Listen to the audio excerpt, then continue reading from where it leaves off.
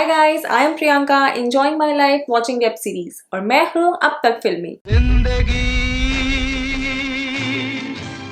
सो Amazon mini TV पे release हुई है एक नई web series Hunter and Amazon mini TV is different from Amazon prime. हाँ, जिनको ये नहीं पता था ये उनके लिए था, क्योंकि नेटफ्लिक्स और प्राइम तो बहुत कॉमन है, लेकिन Amazon मिनी टीवी सुन के थोड़ा अलग सा लगता है। और अगर अभी तक आपने मेरे चैनल को सब्सक्राइब नहीं किया है तो देर किस बात की है, अभी कर लीजिए। तो अब बात करते हैं सीरीज के प्लॉट की। So Vikram is a police officer जो अनऑफिशियली लोगों को ढूंढने का काम भी करते हैं, लेकिन सिर्फ और सिर्फ पैसों के लिए। वैसे तो वो थोड़े उसूलों वाले होते हैं, मतलब बहुत ही थोड़े से उसूलों वाले, लेकिन अगर उन्हें पैसे मिले तो वो 24 घंटे में किसी को भी ढूंढ के निकाल सकते हैं। तो ये जो हंटर नाम रखा है सीरीज का, ये इन्हीं के लिए रखा गया है। अब विक्रम की लाइफ में प्रॉब्लम्स तब आती हैं जब उन्हें एक मिसिंग लेडी को ढूंढने का कॉन्ट्रैक्ट मिलता है, क्योंकि इस लेडी का पता जितनी आसानी से चल जाता है उतना ही मुश्किल हो जाता है इससे पीछा छुड़ाना। वेल, इसका ट्रेलर देख के आई वॉज रियली एक्साइटेड, क्योंकि स्टोरी थोड़ी डिफरेंट सी और थोड़ी थ्रिलिंग सी लग रही थी। और स्टोरी की जो शुरुआत थी वो भी काफी अच्छी थी।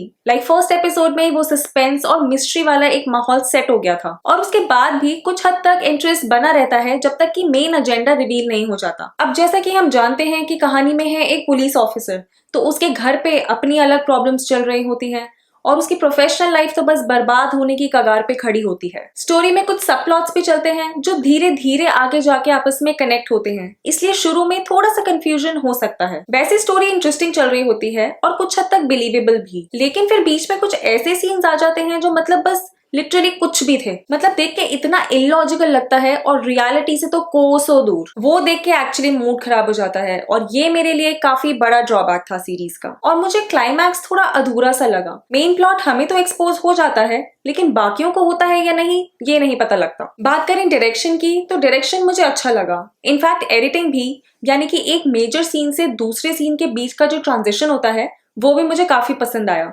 लेकिन वीएफएक्स में इन लोगों ने कबाड़ा कर दिया। ऑलमोस्ट सारी जगह पे वीएफएक्स का काफी खराब काम देखने को मिला। सीरीज में बहुत सारा एक्शन है, मारपीट, कहीं किसी को लटका रहे हैं तो कहीं धड़ाधड़ गोलियां चल रही हैं। कुछ एक्शन सीक्वेंस मुझे जेन्युइनली काफी पसंद आए, लेकिन कुछ काफी ओवर द टॉप थे। इनफैक्ट कुछ जगह एक्शन सीन्स थोड़े फेक से लगते हैं, मतलब कोई मारने आ रहा है और फेस पे कोई एक्सप्रेशन ही नहीं है, वहीं एक इंसान 20-30 लोगों से अकेला लड़ रहा है। ये मेरे लिए बिलीव करना थोड़ा मुश्किल था, मतलब थोड़ा रियलिस्टिक नहीं लगता। और इन एक्शन सीन्स की जो एक बहुत ही खास बात थी वो था इनका बैकग्राउंड म्यूजिक। नॉर्मली मैं म्यूजिक वाला टॉपिक बाद में अलग से कवर करती हूँ, लेकिन इस सीरीज में जहां भी एक्शन शुरू हुआ वहां म्यूजिक भी शुरू हो गया, और वो भी रेट्रो। वेल, मुझे पुराने गाने बहुत ज्यादा पसंद हैं, लेकिन जिस तरीके से इतने सारे आइकॉनिक गाने यहाँ पे एक्शन के साथ कनेक्ट किए गए वो मुझे इतना पसंद नहीं आया। ऑल्दो ये कॉन्सेप्ट काफी अच्छा था, लेकिन अगर एक दो जगह पे यूज किया जाता तो थोड़ा इम्पैक्टफुल लगता। ऑल्सो आई थॉट कि सिर्फ लास्ट सॉन्ग ऐसा था जो परफेक्टली सिचुएशन को सूट कर रहा था। अब बात करते हैं